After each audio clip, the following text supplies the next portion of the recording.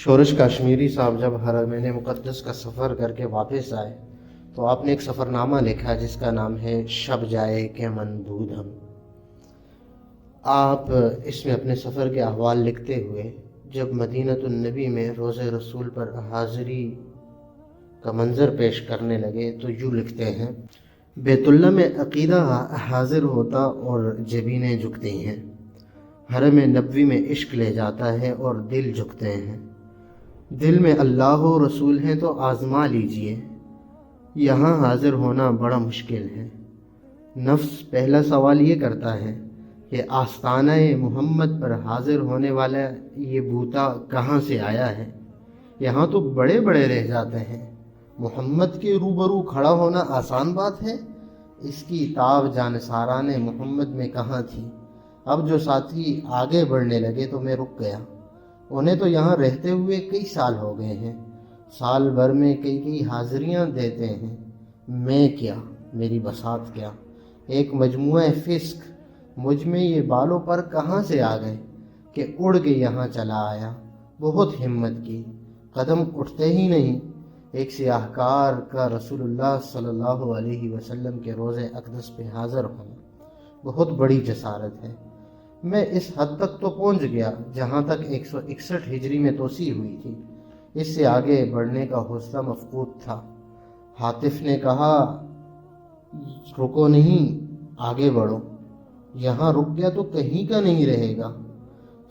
ستون ابو لبابہ کے پاس کھڑا دیکھ رہا تھا کہ حضور حجرہ عائشہ میں فروکش ہیں۔ میں نے اپنے تیے بندھا ہوا پایا، حضور بلائیں گے تو آگے بڑھوں ان کی طرف، بندش ڈھیلی نہ ہوگی تو ہوں گا کیوں کر۔ دل نے کہا، بڑھ نالائکوں کے نالائک روسیا، جب تک اس در پہ کھڑا نہ ہوگا یہ روسیاہی نہیں دھلے گی، یہ داغ نہیں مٹیں گے۔ پاگل ان سے مایوس ہوتا ہے جو مایوسیاں دور کرنے آئے ہیں۔ لا تقنطوا کا مجدع کون لایا؟ وہی تو لائے تھے۔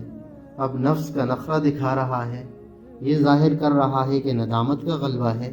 ہمت جواب دے گئی، نفس کی فریب کاری تاکہ چشمہ پر تشنگی مٹانے پہنچا ہے اور اب لب خشک کھڑا ہے۔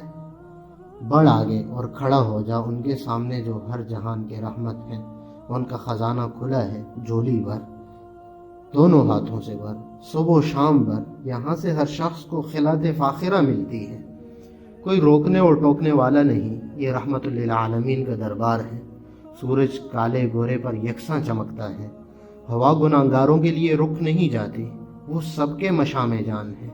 خوشبو پھیلنے کے لیے ہے، چشمے کے لیے اپنے سوتے نہیں موڑتے، وہ سب کے لیے رواں دواں ہے۔ لوگ آتے اور تشنگیاں مٹا کے چلے جاتے ہیں، آب رواں نے کسی تشنہ لب سے کبھی اس کی ذات پات نہیں پوچھی، ہمیشہ ظروف بھر دیے ہیں۔ آخر وہاں پہنچ گیا جہاں پہنچنے کے لیے آیا تھا، روضہ مبارک کے روبرو۔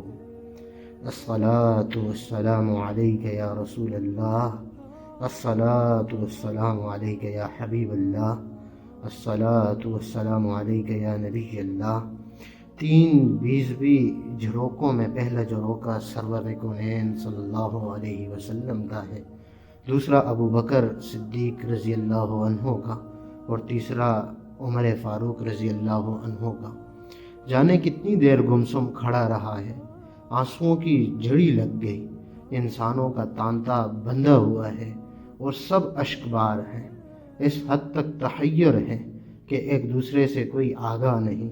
لوگ آ رہے اور جا رہے ہیں، پہرے دار کھڑے ہیں، راستہ بن رہا ہے، خلقت نکل رہی ہے اور دعائیں لٹ رہی ہیں۔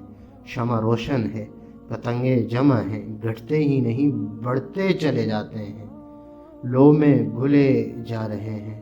دعائیں دہرا کر ختم ہو گئیں، سلام و درود نظر ہوتے رہے۔ وہ مزہ جو مواجہ شریف پر تھا ہر آن بڑھتا گیا۔